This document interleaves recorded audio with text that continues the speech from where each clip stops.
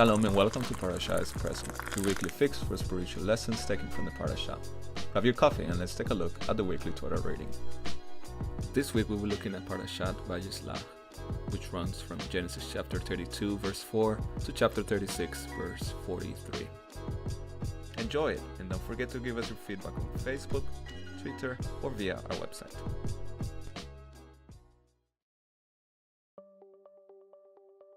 Life is not a bed of roses, nor is it a box of chocolates, despite Forrest Gump's famous comment.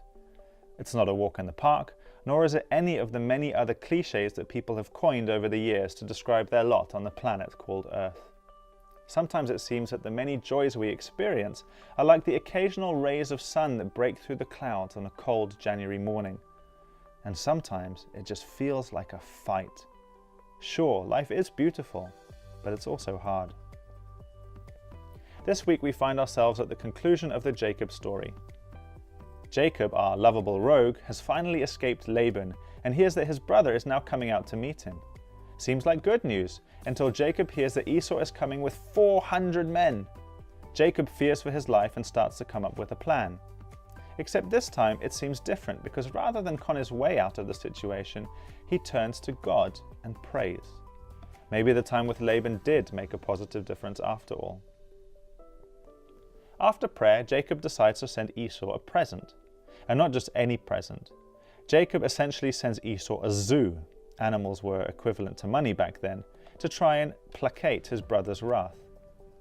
In the evening, he divides his people into two camps, making sure his favorite wife Rachel and son Joseph are the furthest away from the conflict before retiring alone, perhaps to ponder and pray. It wasn't going to be easy to get some sleep. However, it soon became apparent to Jacob that he wasn't going to get any sleep at all, because a stranger appears and starts to wrestle with him. Of all the nights to get into a fight. We never learn exactly who the stranger is, nor where he comes from, nor why they decide to wrestle, but the whole event is an elaborate scheme by God to make Jacob trust in him once and for all. After wrestling till daybreak, the mysterious wrestler maims Jacob's thigh and submits in defeat. It's at this point that Jacob finally realizes what has happened. This wasn't a fight against Hulk Hogan or Stone Cold Steve Austin. Jacob had been wrestling God himself. After the fight, Jacob is stunned. He didn't realize that all this time he'd been fighting God and fighting his purposes. But God makes it explicit to him when he changes Jacob's name to Israel, one who struggles with God. After all these years, Jacob had been battling and striving in his own strength to get what he wanted from life, rather than relying on the only one who could give him everything he needed, and more besides. And this is exactly what we do. Whether we realize it or not, we spend most of our life fighting against God. He has a wonderful plan for our lives, but we choose to reject it and reject Him in favor of what we think we want and what we think is good for us. How ridiculous that we spend our lives fighting the one who longs to help us and give us exactly what we need. The night has passed, and Jacob prepares to face Esau. Except things are different this time. Jacob is limping badly and realizes that there will be no conning his way out of this. Either God is to come through, or Esau will cut him to pieces. When Esau arrives, we learn that God has already changed Esau's heart, and they reconcile and embrace. All those years that Jacob had been with Laban, God had been answering his prayer from the night before.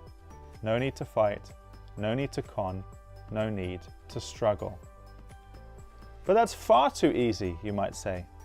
It's actually not.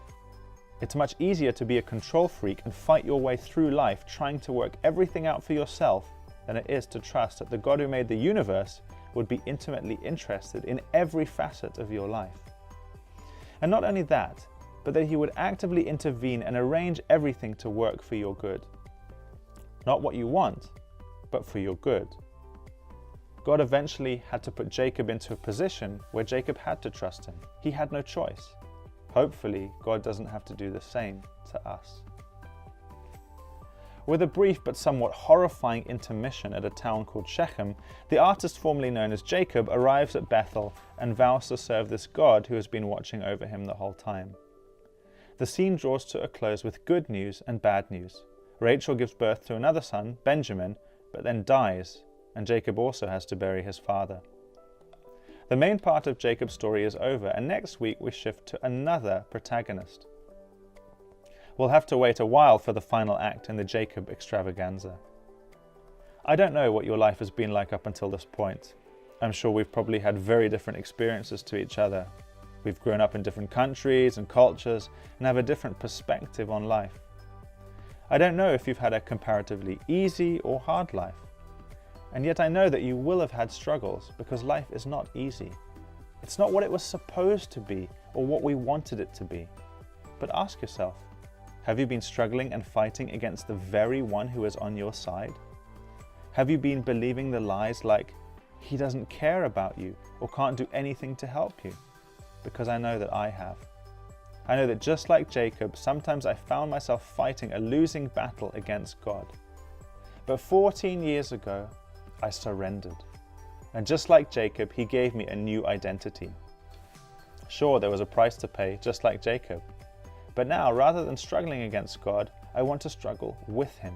Struggle against the injustice in this world. Struggle against corruption. Struggle against the very system that I was a part of, until Yeshua opened my eyes and changed my life. Through his death and resurrection, I have been given a new heart and a new identity. What about you? Whose side do you want to be on?